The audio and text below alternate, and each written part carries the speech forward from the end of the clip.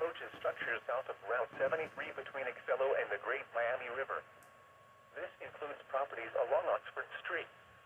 Additional details: at 9:30 a.m. Thursday, the stage was 5.1 feet. The river is expected to rise above flood stage late this evening to a crest of 13 feet early Friday morning.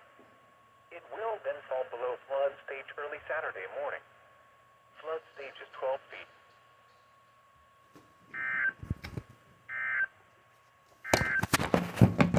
Here is a hazardous weather outlook for the...